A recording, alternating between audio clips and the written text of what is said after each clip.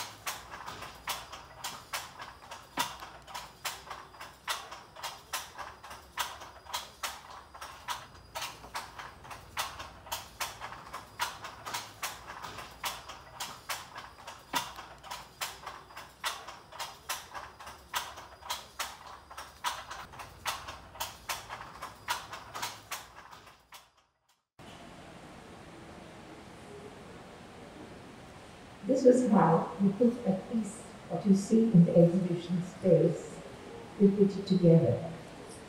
Let me start off by sale. Barefoot is a company started by Barbara in the 1960s, a company which is famous for its rectilinear design and bright colors. I joined the Barefoot company in 1975 and apprenticed under Barbara herself. She was instrumental in making me aware of the creative possibilities in weaving, not only to look at fabric as a utilitarian product, but can also be used as a medium to create works of art. She, as an artist and writer, was always inspired by nature. She would make drawings of land and seascapes, flora and fauna and birds, and I would have to translate these drawings to the loom for weaving. Barbara has a strong eye for color. Choosing of accurate colored yarn was of utmost importance for her designs. Slightly different was never accepted. Even the dyer had to make sure his colors were vibrant. Barbara's architectural knowledge also meant she was sensitive to proportion. So when it came to fabric design, 1 inch had to be woven as 1 inch, and nothing less or more. Because if the measurement was not accurate, it would distort her final design.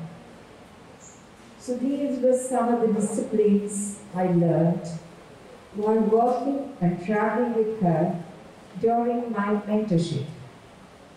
And let me not forget the all-important critic sessions of my work. That was tough. It was in 1995 that Bawa invited Barbara to contribute artwork to his new hotel project in Kandalama.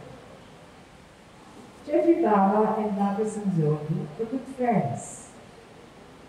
Bawa valued the use of local crafts in his projects, and Barbara was instrumental in bringing color to most of his projects. Back in the day, Barbara would travel extensively. She was about to embark on another trip and was going to be away from Sri Lanka for a very long time. So what she did was entrusted me to handle this entire Kandalama project. There was no design brief as such. So my first task was a site visit to Kandalama to get an idea of the surroundings and the hotel, which was still under construction. I'm a very visual person, so I like to see things as they are. In the early 90s, a way to document anything was by using pen and paper. However, Dominic Sanzoni very generously decided to arm me and my colleague Nilufer with his expensive and precious camera. He gave my colleague all the instructions on how to use the camera.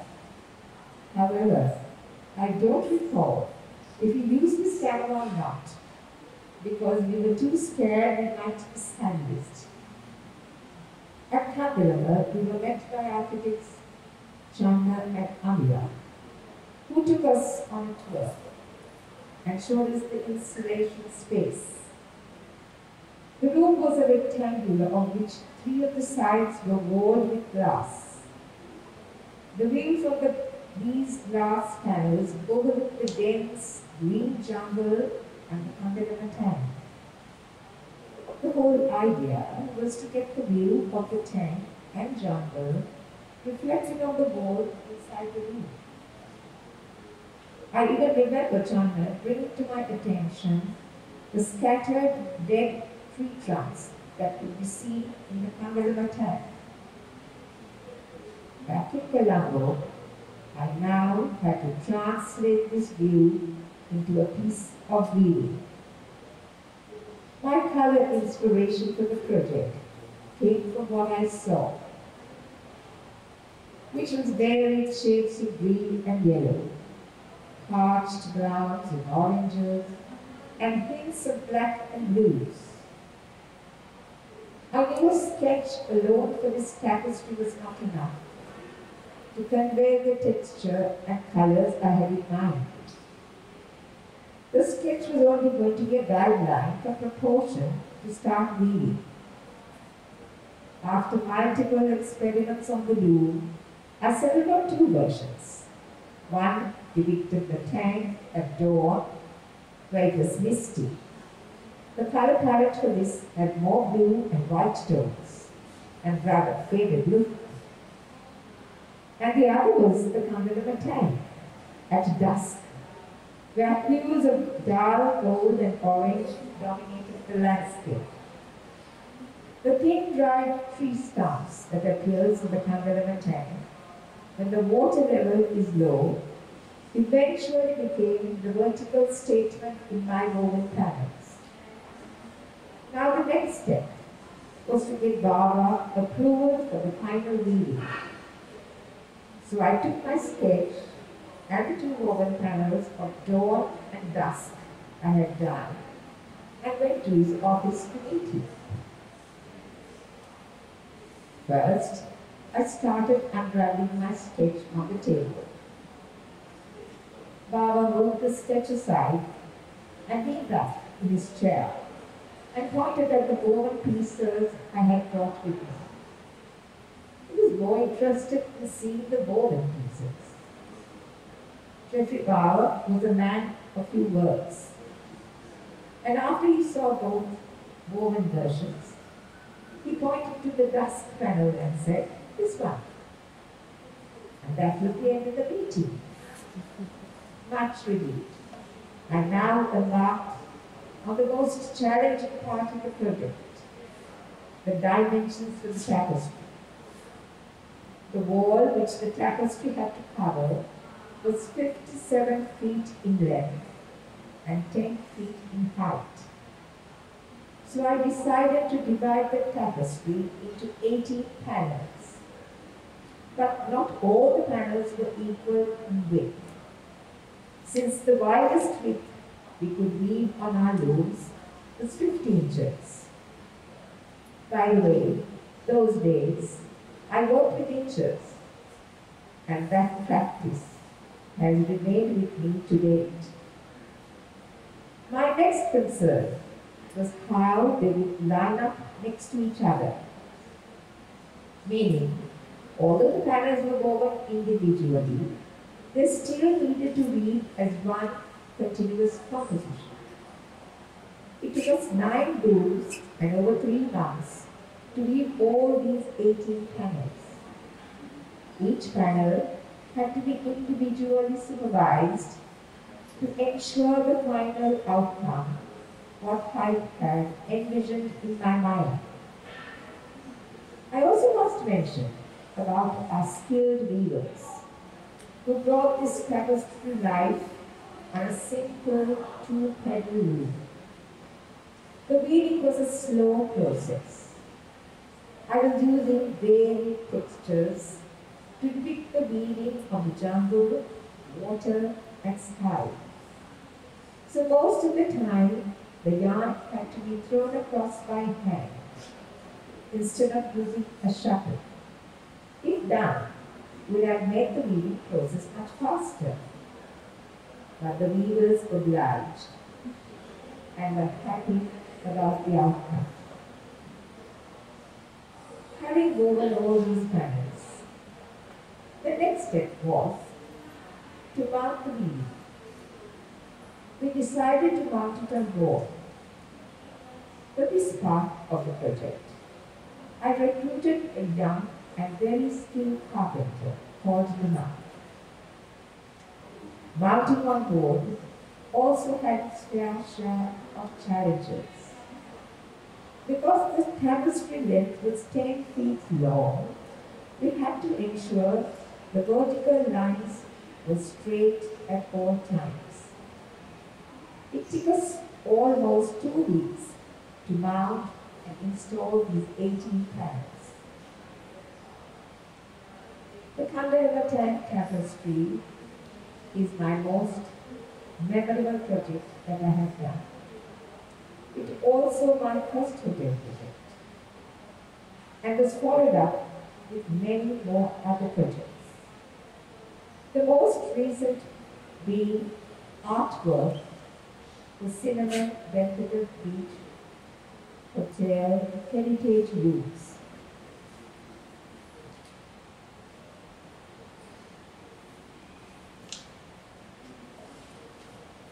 There were a total of 16 heritage suites. Each room had a specific theme. I had to create a piece of weaving for the following 3 suites: Kurundu, Narikela, and Batake. The 3 themes had one common factor. They were all plant-based. So I really wanted to feature these plants as a part of the materials I used in the weaving. I wanted to create a sort of visual, sensory experience. When you hear the word cinnamon, what is the first thing that crosses your mind? For me, it was the aroma. So, for the Kurundu suite artwork, I wanted to incorporate that cinnamon scent. I also wanted to showcase what Sri Lankan cinnamon looked like. We have a very unique way in which we prepare our cinnamon pills. It involves a lot of skill and art. I decided to build the weaving around these cinnamon pills. They are at the center of my artwork, but woven in a way that I can change or replace them over time. For the Narikela suite, I decided to use coconut fiber rope, or as we call it, nang. This is one of my favorite natural fibers to work with. I love the texture and the color. And every bundle of yarn I use has its own unique color and twist. When you touch this weaving, you can feel the coconut husk textures. As I did for the Kurundu work, I wove my composition around yarn. Vatikia leaves are mostly used by aircraft, also known as pine. They are the raw material for weaving things like mats, boxes, and hats.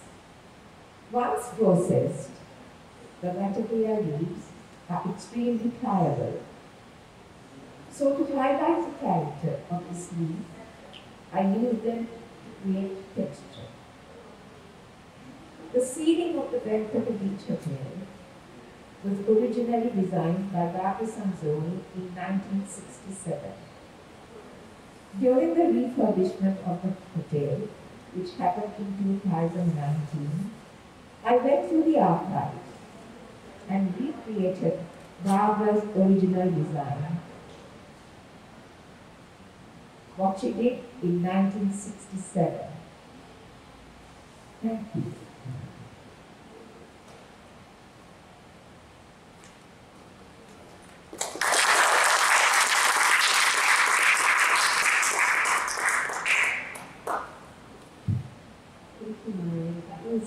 That was just incredible to hear about.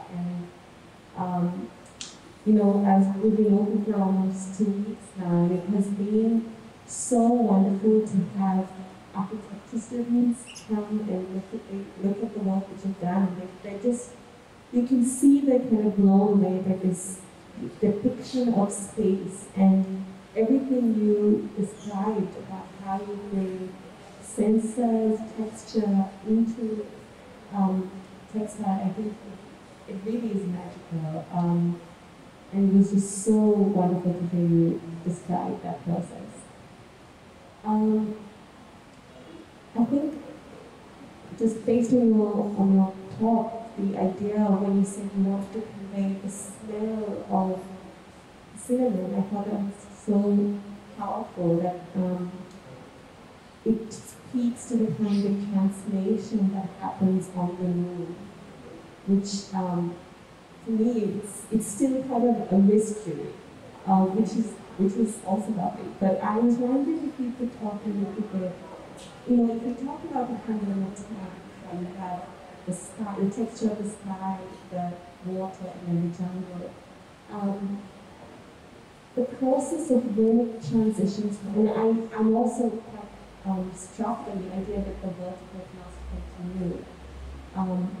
Do you decide when to change when you're on the moon? Is it something that happens as, how much does the weaving itself inform what changes, or is it determined before? What happens is, because I'm always dealing with color, I get this in my head. I cannot create this picture in my head.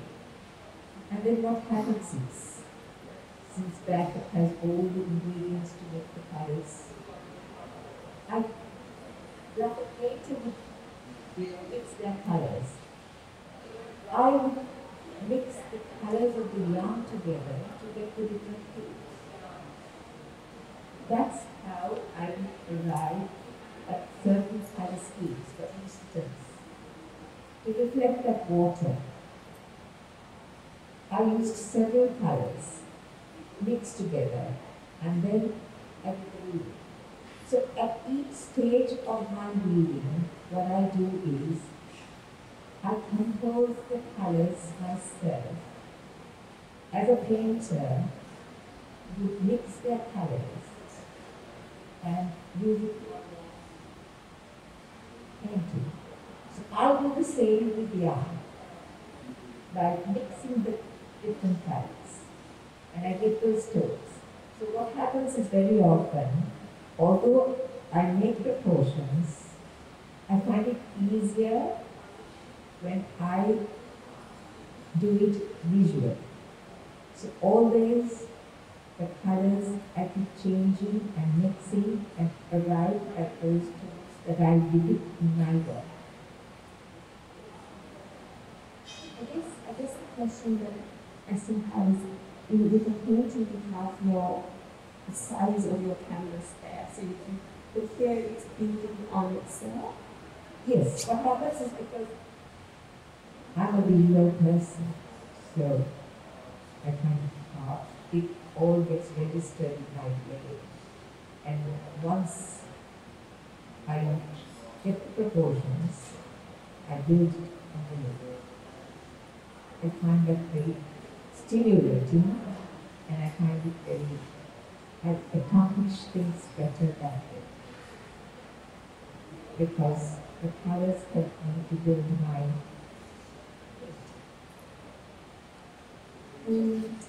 Does it ever happen that you will change that process as you're going? Yes, very often.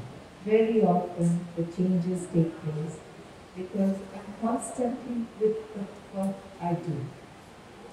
So changes do take place. And I think that is my passion.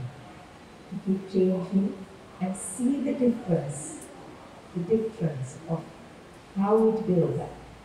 For me, that is very stimulating, and I love it.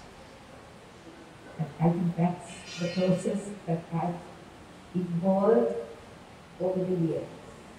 Mixing of colors and getting the different tones, rather than have one color, which can be flat when we are weaving. So this is my major, I would say, what I really like to do, mixing of colors. Because what happens is, in a war, it's very important, that means the vertical lines, the vertical structure. When you put the horizontal yarn or weft, the eventual color takes place at that stage. So, if you don't do it correctly, you may not get the right answer, or I would say the right color, a color that will be very pleasing to your eye. So that's the kind of skill I think reading brings us. We experience that in our reading. So either we can make it dull or we can make it bright. With the color changes that it takes. So when we are mixing colors as well, it's very important. I would say it all depends on how you want to visualize. So most of the color combinations that take place is what I have visualized in my head and I would like to translate. That's the outcome of most of my readings. I think what's so interesting, possibly also quite challenging about color is how when you combine two colors you get something completely different, and then as you layer the colors on. Does it ever happen with these textile works that are being placed in a specific setting?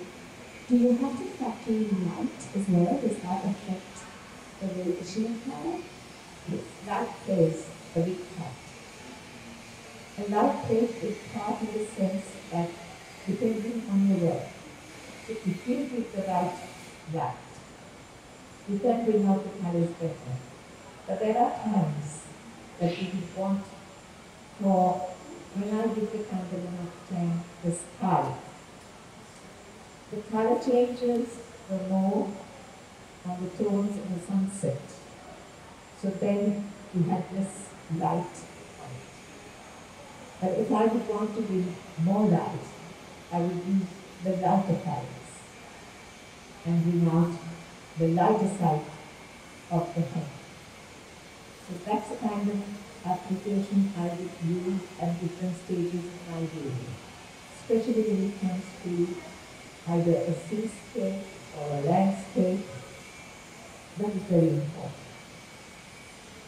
Of how light plays. And in the reading itself, we can change the tone of a room as well. So that's the kind of application I would use when it comes to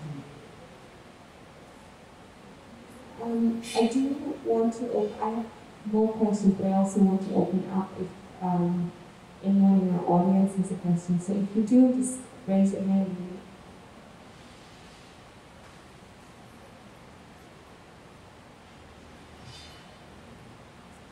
Thank you very much for that fascinating and a couple of questions, something maybe it's simplistic, but it can have knowledge. One of the first slide that you showed, I could see newspaper on the room. Pardon? I could see newspaper on the room. That is a technique process. The newspaper is to hold all the threads tight to give the right tension in the weaving. So that was why the newspaper was used. So that the threads don't move around. And it gives that tension and it keeps it tight together. Because once it's done, we have to take it back onto the weaving loom. So for that process, we have to keep all the yarn tight. And that is why we use the newspaper. Because newspaper has that feel of being able to keep things together. So that is why the newspaper was put there. For the technical reason. Second question, I noticed that in terms of the texture of the weaving, also threads will have like nucleation, copy. How do you achieve that? Was that in the weaving or was it in the thread itself? Now that's where my imagination runs wild. When it comes to putting things across the weave, I use different materials at different times to bring out the different aspect of the, whatever I call for. So in this instance, I use the kind of fabric which I use what I feel, and I don't restrict myself when it comes to texture. I try to give texture by using anything that will inspire me at that point. So for this particular project, to give the feeling of the shrubs, the jungle, and that whole green look, I used fabric. Fabric that had green, different greens, and I put it across. And so I managed to get the coloring of the jungle. So that was where I used that. But if it comes to water, then my color schemes and my textures will be different. So these are things as I go along. I don't have rules. But what inspires me at that moment, I use to bring out the picture I have in mind. So what happens is I don't keep to very many rules. It's all to do with the end product, what I like to achieve. So this is why even in my artwork, when it came to cinnamon, the background had the texture of cinnamon color in it. Then again, it was all to do with the mix of color and bringing out the texture. So for me, texture plays a big part in bringing out what I had in my mind. And that's how I enjoy my work, by using different types of texture. I hope that is what you have been.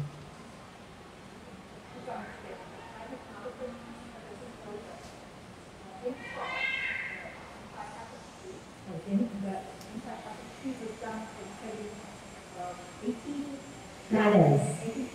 Yes.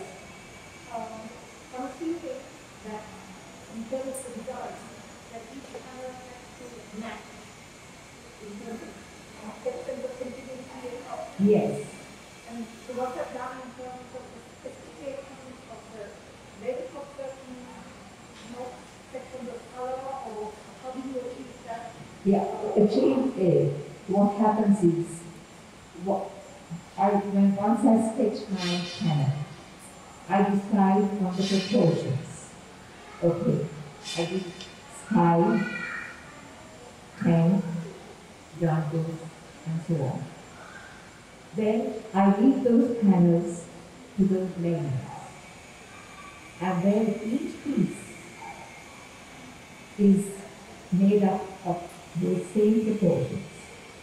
Really, in weaving, it's not easy, because in a loom, once you've woven, it goes under, onto the load, it keeps rotating. So, this is why every piece has to be individually supervised, so that we get our proportions correct, so that at the final stage, we can meet each panel to have that continuous picture that we want to depict. So it's a lot of work that needs a lot of supervision and concentration. So that's how we achieve that. So once every piece is woven on the loom, because we can't unravel once it's finished. So this is why measurements have to be correct. And then we put the pieces next to each other. Now for this particular piece, what you see in the exhibition, I wove it in 3 panels. And I stitched it myself. So that, because what happens is, our looms are very, we have, the maximum we can read is 50 inches. So if we want to create a picture, we have to read many colors and put it together. So this is what happens when we read. And if it's a complete picture, we have to be conscious of our name. And that's a bit of a task. I hope that would. I have no question.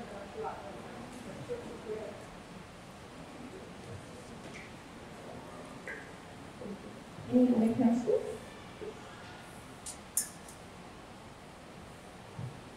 Actually, I have one more point which is related to this, which is we had this the original tapestry in Kandalama is stretched on canvas, and then we have this conversation of this one being a bit looser against the wall. Could you speak to how that factors into the process of how flat is the texture of the tapestry itself, the textile, how flat it takes the surface, whether it does become a surface or it's against a surface, does that? Yeah, what happens is, in large areas, it's better if we put it on board and mount it because to get the idea of what we would like to see. But I would still prefer it to be a woven piece. A woven piece will always have that natural flexibility of fabric, which is nice to see and feel. And stitching together also makes it more tactile. I think that's a better way of showing textiles, but since we need artwork to be installed in different places and it requires different necessities, then we will put it on board and install it, and I suppose it lasts longer. And for that reason, I think usually they do that. Thank you. Do we have any other questions from the audience?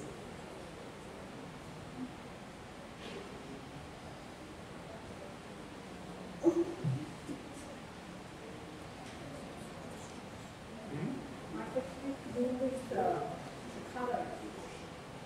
I'm seeing that there's a mixture of colors and natural dyes. So in order to get consistent color code, how do you manage that? Because I'm seeing that you must dye the thread in different matches. And then you need to ensure that that I make sure the treatment that there's a weaving the consistency of color. Yes. Yes, yes, yes. That does happen, you see, because we dye, all our fabric, all our yarns and dye. So what happens is there is a tendency for a little bit of changes. But it's not that much because you have recipes and you have a consistency. So that does not become a major problem. But I would like to say, there are times, for instance, if we are designing a fabric and we have had the problem of having, say, color patches, but in weaving, we also have I have devised a system where I would not even waste that yarn, but I would use it in the warp in a kind of manner and use that is a vertical, I use vertical stripes and I would hide that and still it will become looking good. So this is all to do with color. how best we can use color and devise ways of bringing different colors coming out from even a badly dyed yarn. You see, for instance, if your yarn is not to the expectation of what you have in mind, we can still bring it out. We can bring out the magic in it by using the weft, that is, the horizontal colors, and still we can salvage it. So really, I think needs a lot of color sense. We can mix yarn and still we can salvage and do a lot of work and bring out a lot of textures and bring out the magic in it. We do have, but at the same time, our colors are quite static. So I think that will help you with even if it doesn't, that's what I'm trying to say, even if it doesn't, there are ways of bringing out magic in it. Because weaving is all to do with colors of warp, that is vertical and horizontal lines. So if it meets at the right place, the colors meet at the right place, we get the magical look. So that's how it is.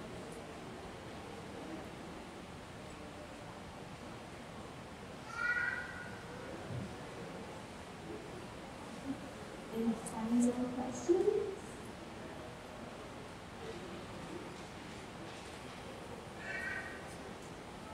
Well, thank you for your talk. It was very enlightening. And I must ask, when it came to supervision, in particular Kandalama, did you brief the weavers and then you went away, or did you be constantly behind them to make sure the combinations and the ratios were? I was there right along when they were weaving. I could not have left them to their own devices because this is what I envisioned in my mind. It was my work, and I wanted the right colors to come at the right places. So I was there with them till they finished to the end. I did not leave them with my sketch. And I would, because that was my painting, that's how I considered that piece of weaving. I was there all the time with them and helping them to finish the work. So how long did that take? What you mentioned before? Yes, From start to finish? start to finish, because as I said, there were 18 panels. And they were so long. And when you start weaving, the whole thing gets wrapped underneath. So we have to be very conscious of our measurements. So this is why I need to be with them. So I keep checking them at every level, measuring.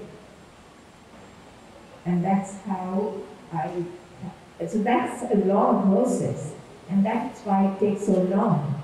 And I can't weave all the weavers all the time.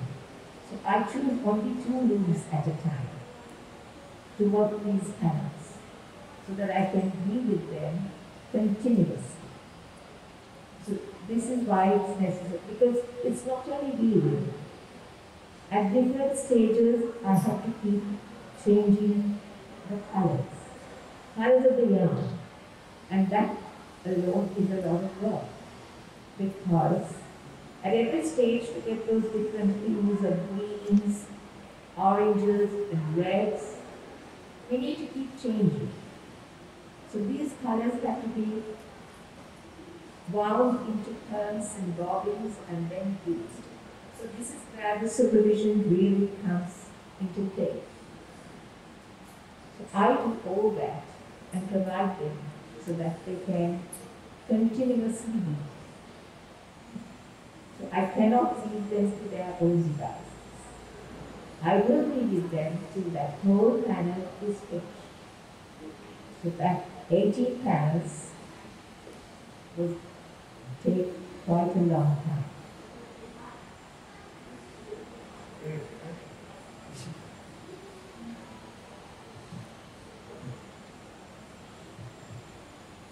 I'm sure you have more questions, but I think this is a good place to pause for today.